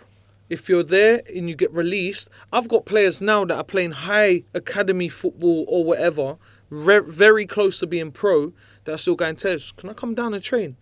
And you see me, I say, yes. Oh, yes. Calm down, because they know what they're going to get. As much as I push them, I'm going to give an example, and I always give my example to a lot of the Limitless parents, right? And the players, Michael. And Michael won't mind me saying his name, right? Michael came to our club at under 11, under 12. He was always playing a year up. But he was talented. He had like little academy stints, not academy, but like pre-academy so whatever. He was playing under 16s, but he was under 15. You see Michael, and I'll say it on camera, Michael, because I know that you know what I'm talking about. This guy played probably an 8 out of 10 minimum every single game. Consistency. But George, do you think I let him know that he was playing 8 out of 10? I was on him. We would be winning, especially with that team, we would be winning 7-8-0. I said to him, I don't care how much the score is. I'm looking at your quality and how you could dominate this game. It's probably the 80th minute, because they play 80 minutes at that age, right? He's got the ball from right back, sprinted all the way to the end of the pitch, took on 2 players, whatever, whipped in across. Ball's gone out. Why are you still there? your position's over there. Tez, did you not just see her? And I'm there, and I'm like, get back now. Like, you rest over there. Yeah. And he's thinking, and you know, like, I can see it in his face. He's probably thinking, what is this guy on about? Like, I've just done a madness. I've gone past 2-3 players, whatever, and I've had to go all the way back. But guess what? So all that training that we've been doing, all the mentality that I've been trying to install in your head of understanding, because this is another thing. He had a couple trials, didn't get in. He's phoned me. This was, I think, the year before he actually got signed, but he's phoned me. He's like, Tez, I'm quitting football. Or like 6 months before he got signed. I'm like, why? He's like, well, I've had my trial. Kind of, it's over, isn't it? Like, I'm under 15, going to under 16. It's over. I'm not making it no more. Like, I've kind of fallen out of love. I'm like, oh, so you're just gonna quit? I said, but are you getting trials? I said, how many players that you know, or like people that you know, are getting trials? So obviously you're close. You might not be Cat 1 ready. Yeah. But guess what? There's Cat 2. There's Cat 3. You're getting to that age now. So what happened? I said to him, what do you want to get out of this? Do you want me to give you more advice? Do you want to diet properly? What do you want to do? Because you're quite physically strong. You're fit. Yeah, I need to get better. Okay, how are we going to get better? I done 3 one-to-one sessions with him. He can tell you this. 3, because I want to help you. All right, I can't do it consistently. Anyway. Yeah, you got to let the audience know that, otherwise they'll be on your case. Tez, can I get some free sessions? Listen, I promise you, if you're playing for Limitless, because I've done it. Anyone that's going on trial or you're of that level, I will help out where I can. George, you know me. Yeah, I know you. You know me. I've got a big heart and I try to help, but sometimes it's physically not possible. So anyway, so I said, all right, so now what I want you to do, every morning before you go to school, remember it's GCSE year now, just before actually, as he's entering it, go and do a 5K run. Do your sprints. Not just about just running. Do your sprints. Get a ball. Work every single day. Even if it's a 20-minute run, 10-minute run, just so you get into that discipline of routine of, I'm going to wake up, I'm going to have a jog, I'm going to go home, I'm going to shower. Just responsibility. I said, it's all it is. It's just clearing your mind. I guarantee you feel better every morning. I'm still sleeping, by the way. I'm receiving videos. Yeah, 5K run. So, okay, you wouldn't take it seriously now. Anyway, within 6 months, signed. 3 months later, scholarship. Like, you've gone ahead of all these people that have been in the academy system for all them years. And just because of your hard work. What did they say to me? Why did he get signed? They said, as a right winger, or right back, whatever position we play him in, he is relentless down that right-hand side. They said, all right, he needs to improve his final ball. And technically he's all right, but his final end product and stuff like that. But he's up and down, up and down, up. Like, it's non-stop with him. Relentless. And again, it all comes back to how bad you want it. Because there's probably players better than him. No, talent-wise, yeah. Talent-wise. But his mentality, by the time he got to that age, he thought, all right, cool. Tez, this is... And then I remember he came back and he was like, I get why. He goes, I get it, because they love me. And then I'm hearing... Because then he said to me something about... Oh, no, I'm not getting into it, actually, no. No, it's too much. Yeah. But anyway, I just said to him, yo, I need to see a first-team appearance. Whether it's at the club that you're at now or somewhere else, I need a first team appearance. And that's all I want for you. Go and make it. He's like, yeah, I'll give you 20% of my wages. I say, don't work like that. And I said, if you're earning 100 grand a week, 20% is a lot of money. Don't think you understand. Just go and play your football. Yeah, just play your football, enjoy. And now, like, you know, he's had a couple injuries, but he's doing well. Look, again, he's still not a pro yet. If he can push over that line, you know, good luck to him. But once again, that going out and jogging by yourself, doing the ball work by yourself, doing the sprints by yourself. Coming back to your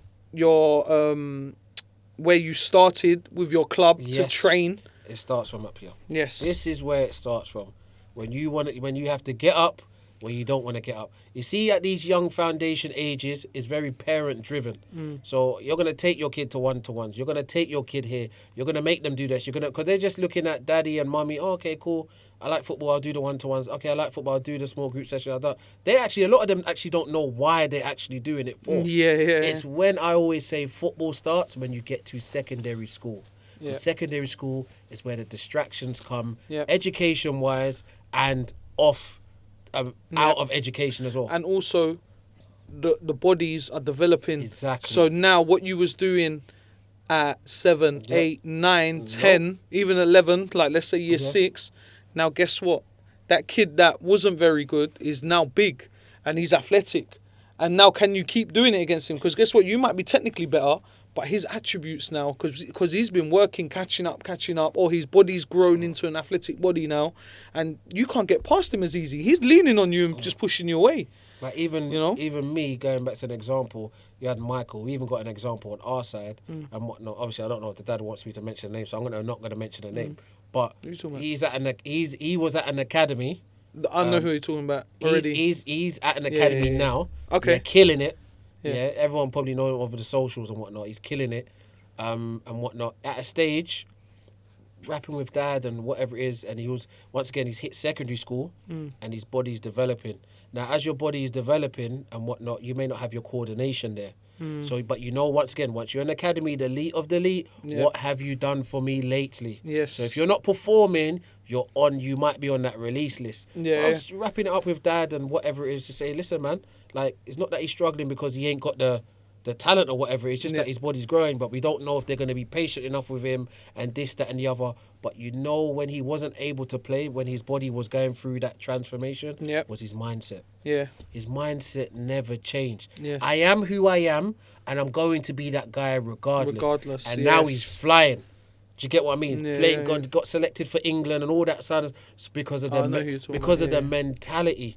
When he was going through those hard times, that's what got him through. Yes, his dad as well gave him that mentality as well, because his dad's got that strong mentality as well, in terms of just work and enjoy it. Just whatever work you can do, just do it to the best of your ability. Because right now, you're getting stopped, and it's not through your choice. It's just how your body's growing and whatnot. But everyone knows your body can grow through whatever it goes through. But these guys ain't waiting for you at the academy level. They're not waiting. They may be seeing what's the next best thing. If he's not cutting it right now, can we get someone in here and then we can revisit this? But his mindset kept him saying, listen, I'm going to do what I can do when I can do it. And now he's flying. All right, cool. So that covered that. Yeah. Hopefully that answered your question. Yeah. Because we touched on, obviously, there was a few questions that were very similar. The kid, young K, who I think is Caleb. I think that's, we know who that is, because he said something similar as well, transitioning from grassroots to academy football, what it takes as a player and parent. I think we've pretty much covered all them sort of stuff anyway. There was another one here from Darius AK7. I think that's my player. Shout out Darius. Good character, by the way. What's the best way or route to get recognised by scouts? I'll start. Like, I think we kind of spoke about this, but there's no real blueprint. You got to be a little bit lucky as well sometimes. When I say lucky, as in you might be having a great game. You can have an off game. There might be a scout. They'll be like, nah, I don't fancy him. He's not quite good enough or whatever. But the only way you can do it, I mean, look, again, we spoke on this a bit earlier. We know people, if they phone me and go, yo, I need a left winger or a right winger that can do this, that is skillful, quite fast, athletic. Because sometimes they're like, look, I need an enforcer in midfield in the 8. I need this. I need a ball playing, centre back. I need a ball playing midfielder. Because don't forget, these academy guys, like, with the academies, they don't look for every single player. They're looking for things that they need. And again, going back to the players that might get released. So they're thinking, yo, we need an upgrade on this player. And he has to be over 6 foot. He has to be left-footed. He has to. So it's very specific on what we're looking for as scouts. I can go and find a hot centre-back who's like unbelievable, 6'4", but we just don't need him. Because the centre-back at the academy already, it's cool. We don't need a replacement. It might just not be your time yet, but there's other clubs. And one thing that annoys me is when people turn their nose down again, or nose up, whatever you want to say, whatever the saying is, on Cat 2, Cat 3, because, again, going back to the parent, they think they're a Cat 1 player. And it's like, are you though? And how many Cat 1s are in London? And I'm talking about just us. There's about 4 or 5, or let's say maximum 6 Cat 1s in London. Are you willing to travel? How are you getting there? Yeah. Are you willing to move house? Is your parents willing to move house? Because it's got to be certain ages you can only move up into digs, and certain clubs don't even have the money to support you financially in that area and put you in a private school or whatever. So there's a lot of things to kind of put it into perspective, basically, and just, can you do it? And then how do you get scouted? Just perform. Just perform week in, week out. Dominate your league. We spoke about it earlier. Be the best 1 or 2, 3, top 5 in your league. Be the top 2. Not even just the best, effective. Effective, yes. Because a lot of these kids nowadays think the best is, he's the one scoring the goals. Yeah. He's the one getting the assists. He's the one that's doing the... Not always he's the doing one. all that kind of stuff. Are you affecting the game? Yeah. That's what it is. Like, either attacking-wise or defending-wise. Are you affecting the game? We had a player that you took in to your club that got scouted as a striker and ended up being a centre-back right now. Who's doing well at your club. Oh, do you get what I mean? Yeah, and this is where a lot of kids, when you try and tell them, play this position or play that, I don't want to play. Yeah, but we might have seen something in you that you don't see. Yeah, so why don't you try it out and just give your best in that position? Yeah. And it may come to us that, you know what, we thought we saw something, but they're not giving it all into it. We'll put you back in this position. You guys don't know what coaches are kind of looking for. And doing very well now as well. And doing very well. So for me, like you said, you also make your own luck. There's no blueprint to get scouted. Just be consistent with your day to day. You can have off games. You can have off games. You can have mistakes. It happens. Even the best players in the world have off games. But your consistency to your off games has to be 90% to 10%, kind of, in them sort of ranges. You've got to have good 90% of games. You can have your 10% of bad games. And even in your bad game, what's your mentality like? Are you sulking around the pitch? Are you still encouraging? Are you still working hard? These are the things that I'm looking for. Especially like me as a coach. In a coach, I'm looking, okay, cool. You're having a bad game. It's not quite working out for you. But what's your work ethic like? Yeah. What's your mentality like? Are you still brave enough to receive the ball? Yeah, it might not be working, but are you still trying to make the right choices? Because I'm seeing it. All right, cool. You've tried a through ball. It's gone out for a goal kick. Cool. But that was the right ball to play. Was it time to take on a player there? Have you got 3 players around you and you're trying to be Messi all of a sudden or Ronaldo? It's your decision making. That's a massive part, by the way. It's the decision making of the player. That a lot of people look, all right, he's doing the right thing. Okay, look, he's got it there. He's won it back. He's kept it ticking, kept it moving. He hasn't lost the ball. But where does the decision making come from? Of course, everything goes back to mentality. Everything leads up to your mind. Everything leads up to your mind. And 100%. guys, one thing I would say, to just add to what Tez was saying, don't get bored of doing the right things. There's too many players on these pitches that I see week in, week out.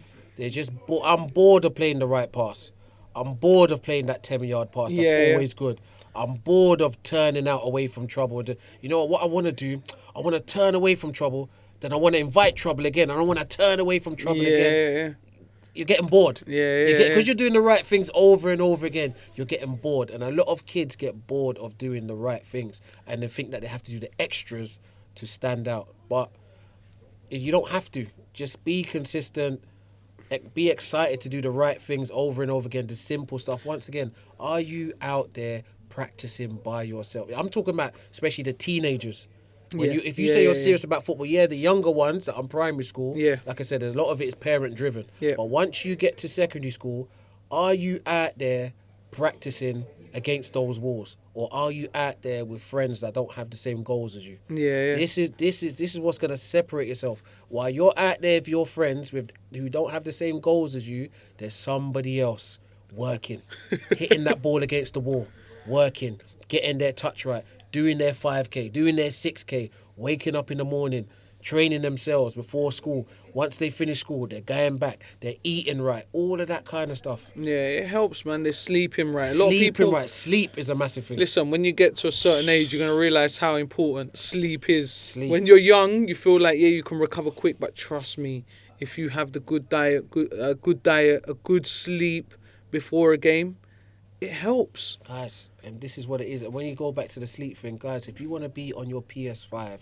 at 1, 2 a.m. in the morning and you've got a game at 10 o'clock in the morning, you're not serious about football. I'm just letting you guys know. Yeah. You're not serious about football. We grew up with the same distractions. PS1, Mega Drive, Super Nintendo, whatever you want to call it.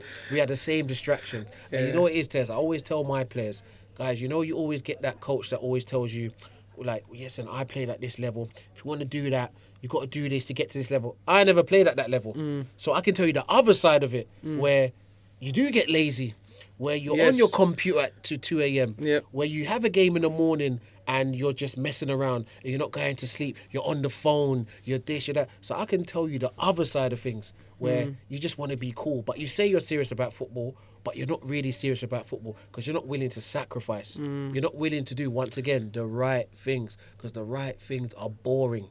Going to sleep and having at least 10 hours of sleep, boring. All my friends are on the phone. So someone's had Snapchat. Something's happened at school. Everyone's talking about it at 11 o'clock, 12 o'clock at night, 1 a.m. Come on, man. Too many distractions. And that's where the discipline.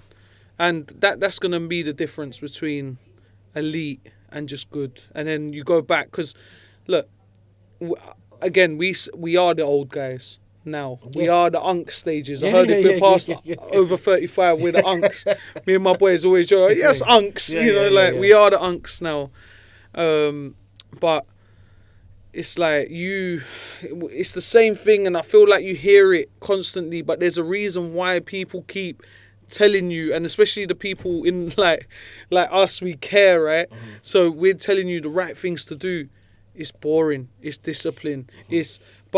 You see them boring discipline stuff? It's the hardest part. It's the hardest part. Can you do it? Can you get up and do a jog? Because there was another question someone asked, not on the comments but off. It was like burnout of players as well at your age. Like when I say your age, like 14, 15, 16. Like, can you be burnt out? What's your take on that? Yeah, you can be burnt out, and there's some kids that they thrive off that. So once again, it goes back to our point. Every kid's different. Like, if you want to do a session before you go to school, I don't know, during lunchtime you want to do something, and then afterwards, or if it works for you, keep it going. In terms of, as you get older, your body's developing. If it's easy still working for the kid, keep it going. But there's some kids that you can see from very early, that burnout is coming. I don't know if you see it as a parent, but that burnout is coming. But once again, because the parents live in that academy life, they think they're living it and whatnot, they're seeing us, listen, my kid's at this level, he's got to maintain it, he's got to do this, he's got to do extra. He was doing 5 sessions today, he's got to do 6 tomorrow, he's got to do this, because it's now not about your kid's journey, it's about your ego. It's about your journey. You don't want to tell people you got released. You don't want to tell people that you were the top of the group 2 years ago, but now you're in the middle of the pack. You're at the back now because other players are coming and stuff. It's your ego as a parent that is having you push your kid to a certain stage where they do get burnout. And whatnot. Once again, Tez, it goes back, does your kid have the love for the game? If your kid is out there doing kick-ups, just little simple stuff like kick-ups, where he could be on his computer game or on the phone, that shows they have the love for the game. They just want to touch the ball. They just want to, just whatever it is. Don't have master to be the ball. It doesn't have to be structured session. It don't have to be one-to-ones. Guys out there, 20 minutes kick-ups, banging it against the wall, or just I don't know, going around their estate holding a ball. Just something where they don't. Do you get what I mean? That's got to do with football. That's the love for the game, guys. You rarely have players like Ben White, so please don't base yourself off the likes of Ben White, who said, "I'm not interested in football whatsoever," but I just ended up being That's the. Do you get what I'm saying? Very rare. That's very naturally talented. That's just very rare. And maybe because he grew up in Brighton, I don't know. Maybe those ways it's a bit different. But in London, I don't think that happens. No. Where you're not interested in what you're doing. I get it as well. like it's not when we grew up. Now it's a little bit more dangerous out there as well. Yeah. But saying that, like I'm going a bit off subject now, but it's a bit more dangerous. But I say that, but everything wasn't more recorded back then. Yes, it was that's still what it as was. dangerous. Yes, it's still as dangerous. There was a lot of stuff going on, but now it's a bit more in our face, and we know what's going on. But yeah, man, just practice with the ball. Sometimes, like some people can't afford 1-to-1 sessions. But Most people can't. Yeah, you're right, especially at these prices. So just make sure, like, there's YouTube. It's free. You can watch stuff on YouTube. There's stuff on TikTok. You can watch coaches doing, or pros, or, you know, people helping you. And if the kid is interested, they'll watch it and they'll want to learn from it and do it to a certain level. And then just give them, as a parent, I know it's hard sometimes. Everyone's got lives and they're working and it's busy, and sometimes it's easier to say, yeah, here you go, coach, or, you know, take them. But you got to remember, we don't have magic dust. Yeah, we can't just go, now you're a good player. I see your kid 2 to 4 hours a week, let's say, yeah, including matches, if that. You know, like, that's a very small amount of time. Especially if you want them to progress, or if they want to progress to the next level. Because that's what it's about. It's not about you wanting them and you see a talent in them. It's about, do they want to do it? Like, even we've got even saying at parks where I let the parents know. You might even hear it on our documentary as well, where we always have a triangle of trust. So it has to go player, coach, parent. It has to go in. Just has to go. Keep Everyone going has to be on the same. Just has to wave, keep going round. So everyone's got to put their, do you know what I'm saying, 33 and a third % in. Everyone's got to do that. It can't be one person 60, then the other two are bringing up 20 each, and it's got to be an equal amount. And if anything, the person that's got to bring more is the player, because you're the one that's the most important jigsaw out of everything, because you're the one on the pitch. The thing is as well, though, George, like we, as like our teams anyway, I'm not speaking for anyone else's here, but our teams together, our whole thing is to be competitive, is to push the child and make sure that they can reach the limits that we want them to reach and beyond. You know, to unlock stuff that they don't know that they can do. And like that's our passion. We love to see that. Like, there's nothing more. Like, I can go back to another player started in development session, now signed. Played under 18 football last year. He's 14 years old. Like, how are you, like, that is levels. And when this kid come to me, he couldn't even get into my squad. He was a development player. Within 3 years, because of how much he loved football, and the parent, because he don't play for an academy team round here. When I explained to the mum, I said, Mum, listen to me. He's got an opportunity to go on trial. It's not a development session, an ID day in front of... No, they want to bring him on trial. Now, let me tell you something. Let's not waste your time, his time, the club's time, my time, of sorting all of this out. And you can't make it then. And you can't sacrifice. And she goes, Tez, I promise you, if he gets signed, and even through the trial period, I'm going to cut my hours at work, which is a sacrifice. Yeah. But again, parents, do not think, and put this pressure on kids. Because I've had this, where they go, I give everything to you, like, so you can make it as a footballer. That is pressure on that kid. That is a kid you're saying this to, guys. Yeah, like, I've sacrificed. No, Mum, if you want to do it, she's a single mum. Mum, do you want to do it? You need to cut hours at work or rearrange your hours for the training days. Tez, I promise you, whatever it takes, if it gives him a chance. Mum, there's no guarantees that anything comes out of this, by the way. He's an under 13. By 16, he could be released and back home. Tez, I want to give him the opportunity to. She doesn't get involved. If she needs advice, she phones me. If he wants to train, he comes back home. And I like to call it our home because we look after you. We can give you advice. You know what you're going to get. The whole reason why you got to that place was part of us. Or not the whole reason, but a part of the reason was that, you know... It's all teamwork. Yeah. It's all together. We all have to be, like you said, the triangle. That's a great way to look at it. Parent, player, team, or coach, whatever it is. Yeah? You need to all be on board, because going to them places with a 2-hour drive twice a week for training, and then matches could be a 4-hour drive. You've got your homework to do. You still got a lot of sacrifice. You got to be up in the morning, by the way. Yeah. You got to be up in the morning to go to school. Yeah, so all of these things, nothing is guaranteed, but just give them. I would say if you're a parent that wants to, like as much like, you want them to become a footballer or whatever, just give them the door and say you go through it. Whatever happens through that door, it's on you now. I'm kind of staying out of it, but I'm gonna give you a couple little tips, of course, here and there, and what you can do and how you can improve. And again, ask them questions. Don't just tell them. I would say, what do you think you did well at today, guys? Like if it's my student or whatever, what did you do well at? What do you think you can improve? All right, why did that happen? What did your coach say? Okay, listen to your coach, because guess what? Your coach is the one making the decisions, and their team inside of that academy system. They might want you to do this, but your dad's going, you're not brave enough. You're not taking on players. But your coach is saying, I don't want you to do that. I need you to move the ball. I need you to just move the ball. I need to see that sort. I know you can take on players, but but you're not scoring enough goals. But I'm a centre back, Dad. You know what I mean? Like, like, are you communicating? Again, the character. So just let them kind of flourish. If they're going to do it, they're going to want to do it, and they're going to want to improve, and they're going to want to ask their coaches, and they're going to ask their parents, Dad, what can I do? What do you think I can do a little bit better? Let them approach you a little bit as well. So there's what was the question? How to get Guys, scouted? what happens when we hit grassroots? Like, you by the guys way, wanted the grassroots. You're getting the grassroots, but we are very passionate about this. Yeah, so we go in. You're not going to get them simple answers from us that just nah, guys. We're going to take you through the whole alphabet. Yeah. The thing is, I think we're over time as well. Ert ain't even here. Yeah. Apologies, bro. You got a lot of editing to do. But hopefully, listen, guys. Hopefully, it answered a lot of your questions, even questions that you may not have asked. Yeah. The answer might have been in there for you guys and whatnot. So apologies to anyone we might have missed out, but there is some questions that are not really of what we were talking about today, and we can add it on as we go on. As we add it, go on. So keep the questions coming. So something that we're going to try and do as well, a grassroots segment every week where we'll spend 10 or 15 minutes because otherwise we spend 2.5 hours talking about it.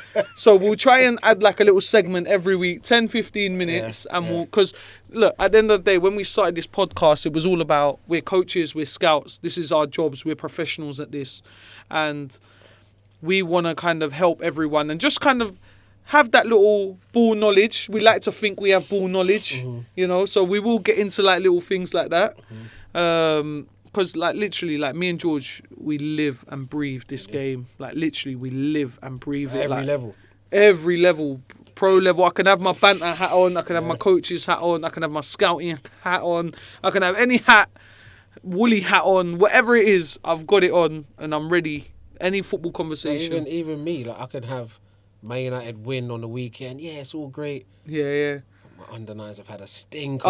It affects the whole week. I'm just going home thinking, what can I have done better to help the team? And did I do this wrong or did it just got my head in a spin and whatnot? So when we're talking about we live and breathe this, it's from ends of the ends of the spectrum. George, you know what rattles me? Yeah, so like, when you've lost like a game, tight game.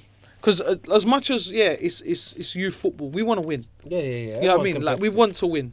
Yeah, we're competitive, and of course we want to see everyone improve. But that comes as part of winning. The kids want to win. The parents want to win. Everyone wants to win in life. If you don't want to win in life, I feel like there's a problem with you if you're not competitive. Oh, that's a big problem. Yeah, there's a massive problem. That's a big problem. So we want to win. Of course we do. But what was my point?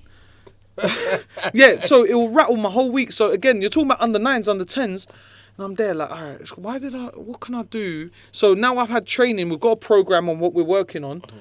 But now, because of what's happened on the weekend, I'm changing my whole thing and going, all right, we need to improve this now because I can't have them going into the game thinking that's acceptable or their choices they're making while they're doing this. Got to strip it back a bit. All right, let's take a step back. Let's go back. We've got to go through this phase again.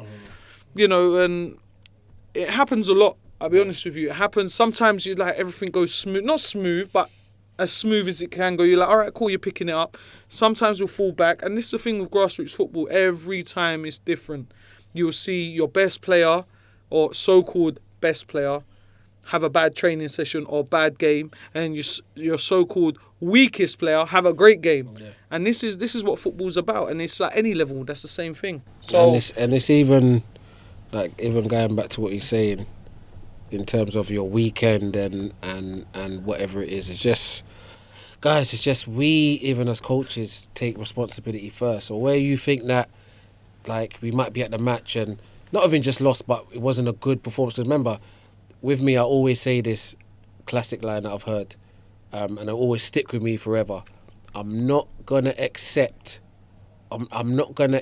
things in a what's the saying again? Tez, sorry, it's rattled me now. I'm not gonna accept things I wouldn't accept in a defeat. I wouldn't accept in a win. That's the one. Yes. Things I wouldn't accept in a loss, I'm not gonna accept in a win. Not just because we won and we didn't develop the way I wanted us to develop. I'm gonna be like, yeah. We've done our job. We're the greatest coaches ever. No.